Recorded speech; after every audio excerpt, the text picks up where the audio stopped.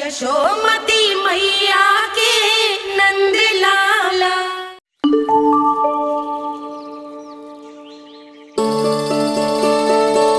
मैं बहुत प्रसन्न हूँ आज, क्योंकि मेरी मैया भी प्रसन्न है और माँ भी। किंतु कोई ऐसा भी है जो बिल्कुल प्रसन्न नहीं है।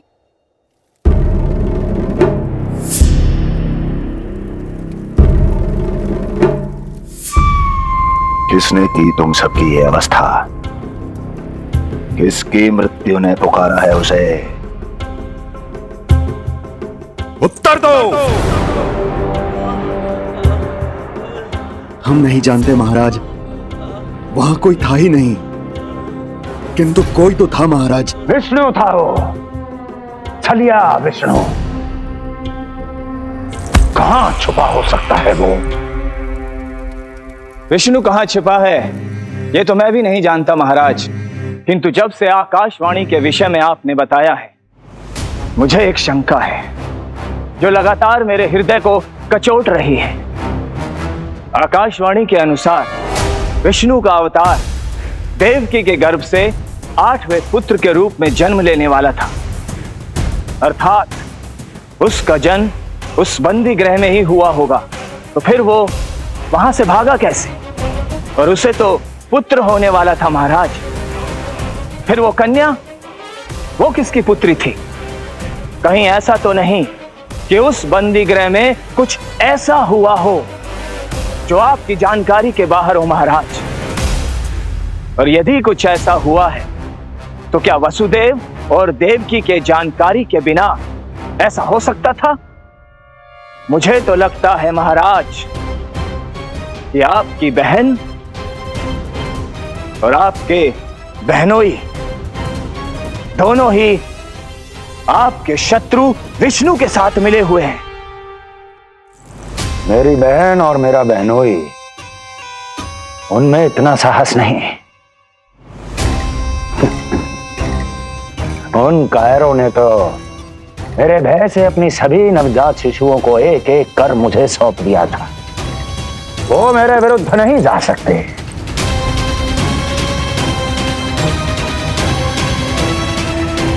ये सारा प्रपंच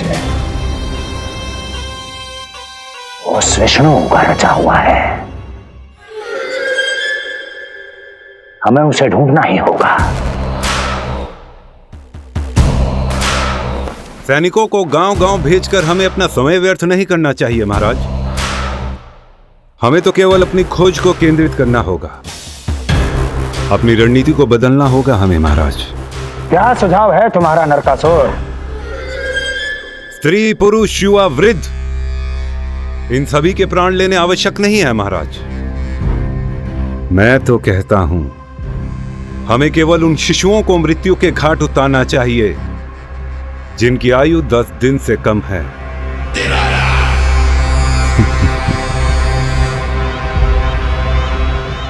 लगता है कंस को मेरा सुझाव अच्छा नहीं लगा।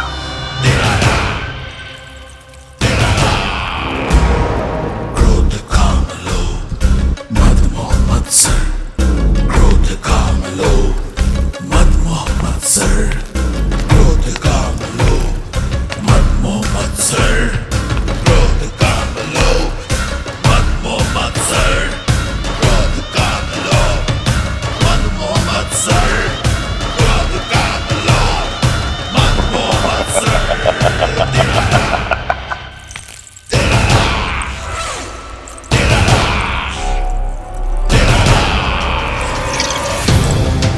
वाह मेरे मित्र वाह। व्यक्ति की सफलता और असफलता दोनों ही उसके मित्रों पर निर्भर करते हैं, और जिसके तुम जैसे हितैषी हो उसका कोई अहित नहीं कर सकता।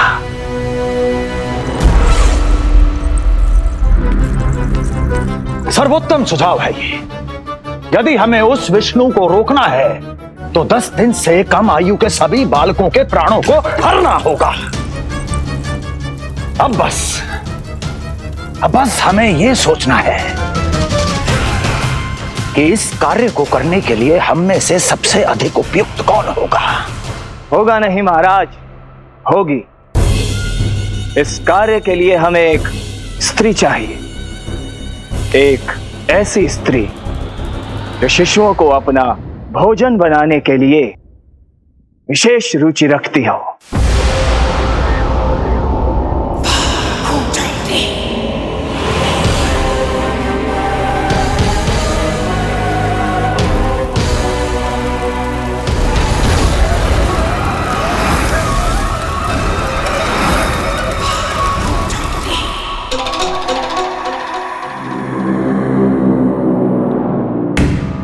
मैं स्वयं जाकर मिलूंगा उससे। इस कार्य के लिए सबसे उपयुक्त वही है। पूतना, पूतना, पूतना, पूतना, पूतना।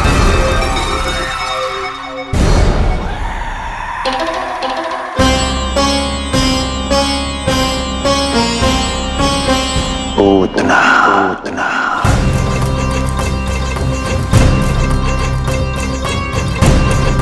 क्या हो लल्ला, सब ठीक तो है ना?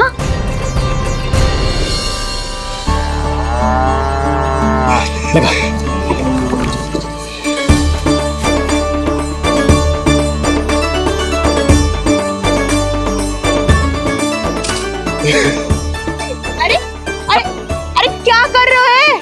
ये फूल टोकरी में धरवे लायक ना है बाजाई, ये तो घर द्वार सजाए के लिए।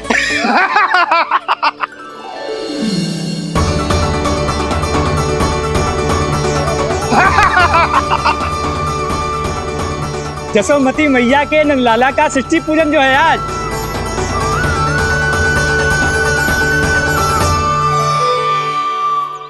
मैया मैया मैया। अरे तू तैयार ना हुआ अब तक? चल मैं तुझे तैयार करती हूँ।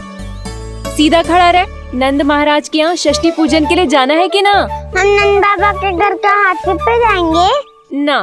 तो फिर क्या घोड़े पे जाएंगे? ना हाथी पे जाएंगे ना घोड़े पे जाएंगे, हम नंद जी के घर पालकी में जाएंगे। सच्ची?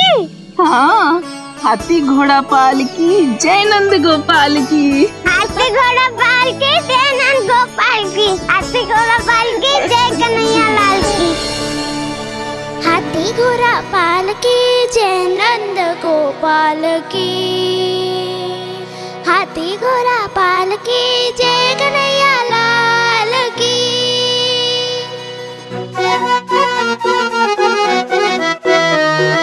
रंगोली रंग सज रहे न्यारे, इत्र महक रहे हैं मोगरे वाले। मोर पंख के मुकुट लगा के पशु भी लग रहे कितने प्यारे। सज गए घर आंगन दीवारे, सज रहे बालक नर और नारी। खीर जलेबी दूध मलाई, प्रेम में डूबी बने मिठाई। एक झलक पाना चाहे सब गोकुल राजकुमार की। हाथी घोड़ा पालकी जय नंद गोपाल की। हाथी घोड़ा पालकी जय कन्हैया लाल की।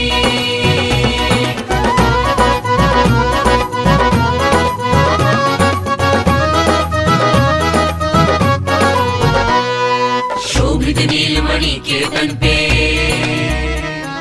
पीतांबर भी स्वर्ण सदम के। मोती माला कड़ा बजनिया,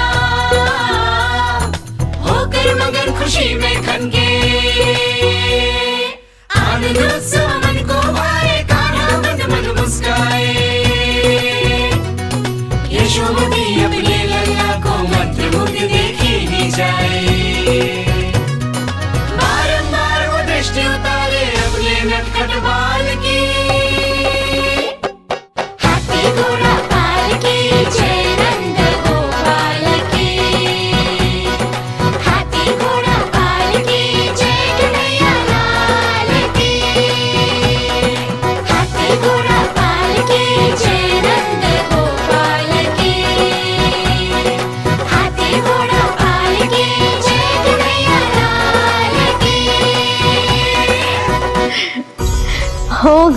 माशाल्लाह तैयार। हाँ, हो गया तैयार।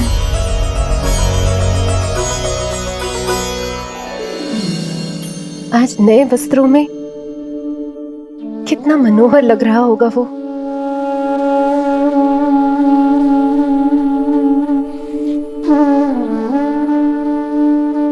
मेरे अस्तित्व का कण कण आज षष्ठी देवी की आराधना करना चाहता है,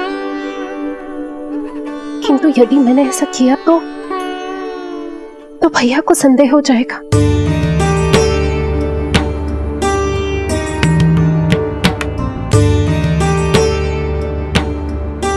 दुष्ट शक्तियों से सदैव सुरक्षित रहे, किसी अनिष्ट या विपदा की छाया भी उस पर ना पड़े, वो सदैव खुश रहे।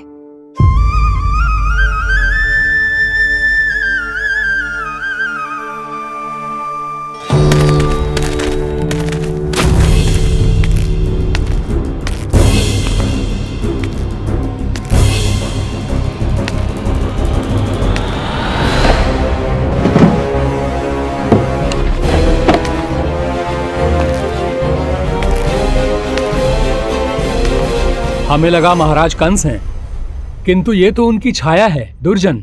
छाया नहीं, महाराज कंस का सबसे अधिक प्रिय और विश्वसनीय सेवक हूं मैं। जो भी हो, उत्सव की मिठाई कहाँ है? आपके घर पुत्र हुआ है। तनिक धीरे बोलो मित्र, तुम्हारे कारण मेरे पुत्र के प्राणों को संकट आ सकता है। ऐसा क्यों कह रहे हो मित्र? तुमने सुना नहीं? महाराज कंस का आदेश है कि 10 दिन से कम आयु के सभी नवजात शिशुओं को मृत्यु के घाट उतार दिया जाए।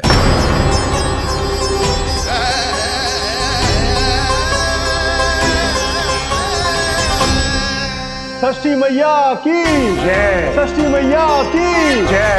षष्ठी मैया की जय। षष्ठी मैया की जय। षष्ठी मैया की जय। षष्ठी मैया की। षष्ठी मैया की जय।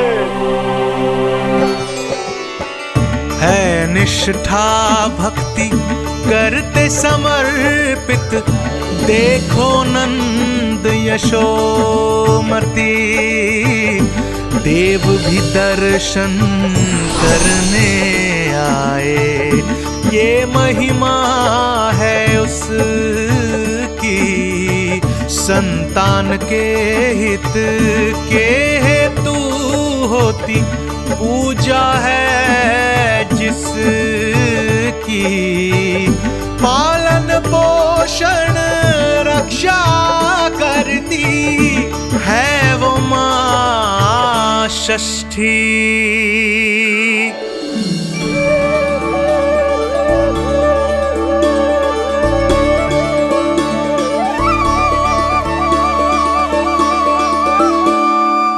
कंस बहुत ही निर्दयी है, इसलिए मैंने अपनी पत्नी समेत अपने पुत्र को भी पड़ोसी राज्य भेज दिया है, उसके मामा के यहाँ। वहां वो दोनों सुरक्षित रहेंगे। किंतु आप तो उनके सबसे अधिक विश्वसनीय सेवक हो मित्र। जब महाराज ने अपनी बहन की संतानों की हत्या करने में तनिक भी संकोच नहीं किया, तो फिर मेरी सेवा और स्वामी भक्ति मेरे पुत्र के प्राणों की रक्षा कैसे कर पाएगी? आप सत्य कह रहे थे स्वामी, भैया बिल्कुल नहीं बदले, तो अभी भी मेरे पुत्र को ढूंढ रहे, उसे भी मार डालेंगे। कुछ नहीं होगा हमारे पुत्र को देवकी। वो वस्त्र, जब मैं वो वस्त्र सिल रही थी तो अवश्य प्रहारियों ने मुझे देख लिया होगा और उन्होंने भैया को जाकर बता दिया होगा। तभी तो भैया को मेरे पुत्र के विषय में संदेह हो गया। भैया पता नहीं क्या करेंगे। हे नारायण। श्री नारायण के न्याय में विश्वास रखो देवकी। हमारा पुत्र साक्षात श्री विष्णु का स्वरूप है। उसकी रक्षा षष्ठी देवी स्वयं करेगी।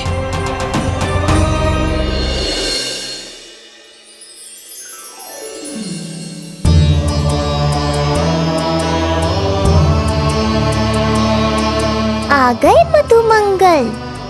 पूना मौसी के पोते होने के नाते तुम मुझे पहले से ही प्रिय हो, पर जो भूमिका तुम मेरे जीवन में निभाओगे उसके कारण तुम्हारे प्रति मेरा प्रेम और भी अधिक बढ़ गया है।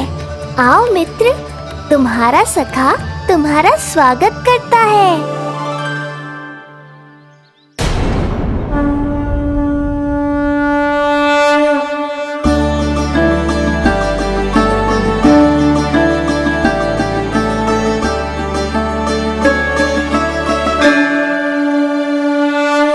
हे मां षष्ठी, गोकुल के भविष्य हमारे राजकुमार को उत्तम स्वास्थ्य और दीर्घायु का आशीर्वाद दीजिए। सभी संकटों से, बाधा व्याधि से सदैव इसकी रक्षा करना मां।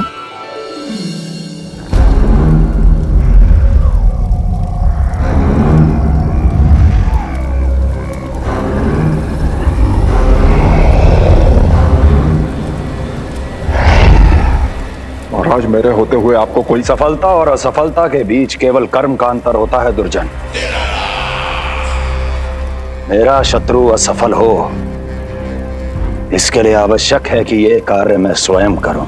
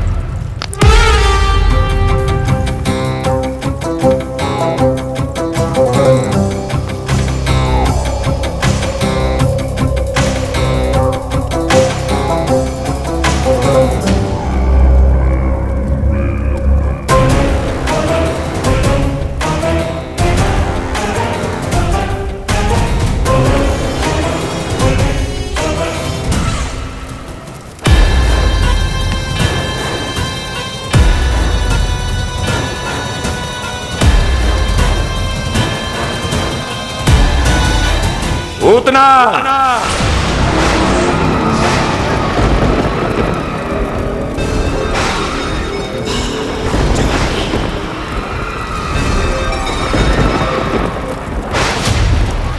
कंस।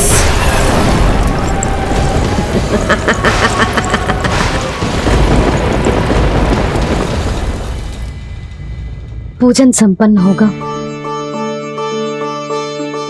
अब षष्ठी मैया अवश्य ही हर बुरी शक्ति से हमारे लल्ला की रक्षा करेंगी। मैया, मैं बुराई का नाश करके धर्म की स्थापना करूंगा, चिंता मत करो आप। ये देखो, अतिथियों से मिलने के लिए कितना लालायित हो रहा है हमारा लल्ला। हाँ?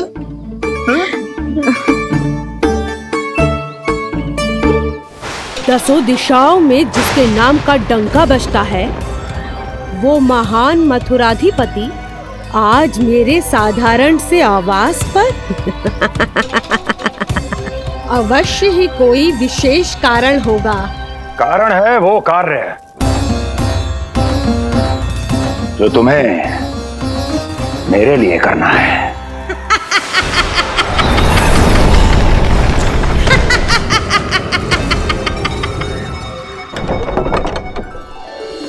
यशोमती मैया के नंद लाला की, यशोमती मैया के नंद लाला की, यशोमती मैया के नंद लाला की, यशोमती मैया के नंद लाला की, यशोमती मैया के नंद लाला की, यशोमती मैया के नंद लाला की।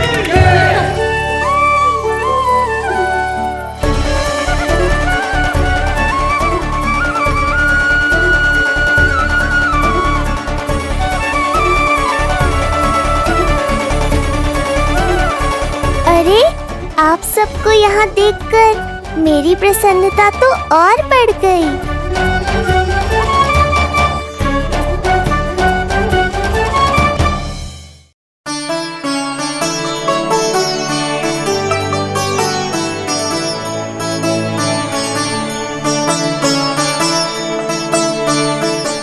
आश्चर्यचकित मत हो मधुमंगल।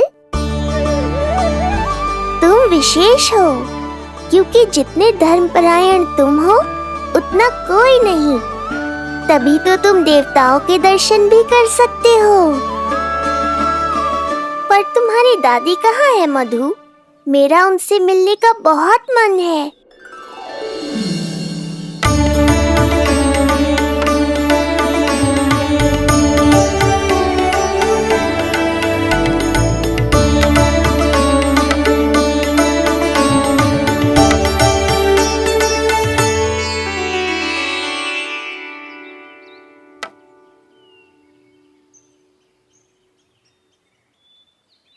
पूर्णा मौसी, बहुत अच्छा किया आप आ गए, सच्ची। ये तो वही पुण्य आत्मा है, पुण्य मौसी, जिन्होंने भविष्यवाणी की थी कि जिज्जी के लल्ला होगो। तब लगो कि ब्याह के इतने बरसों के बाद ऐसा होना असंभव है, किंतु आज देखो। हाँ पूर्णा मौसी, आपकी कही बात सच निकली। ये देखो मेरा लल्ला।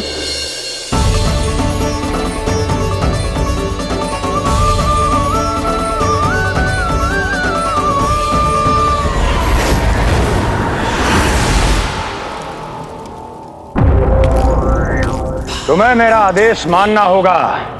महाराज हूं मैं तुम्हारा। यदि तुमने ऐसा ना किया तो परिणाम क्या हो सकता है ज्ञात है ना? मैं तुम्हारे भी प्राण ले सकता हूं। नवजात शिशुओं की हत्या करना तुम्हें भी प्रिय है ना पूतना? नवजात शिशु?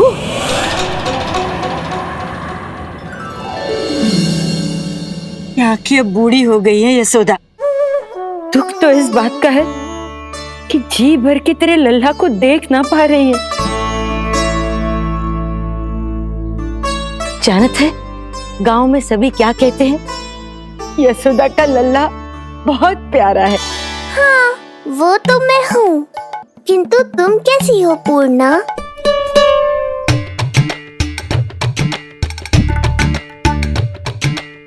किसी ने कुछ कहा क्या?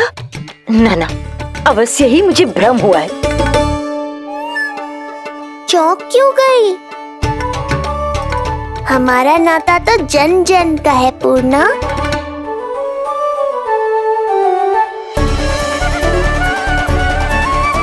लल्ला की देह तो दमक रही है, तो क्या मुझसे बात भी यही कर रही हो?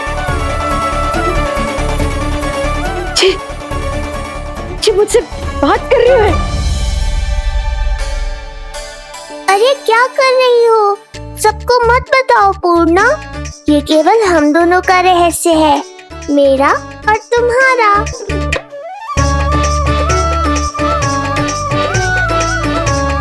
क्या हुआ मौसी?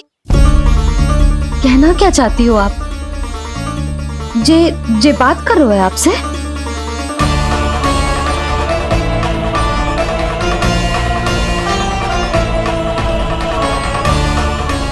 बताओ पूर्णा मौसी, क्या हुआ?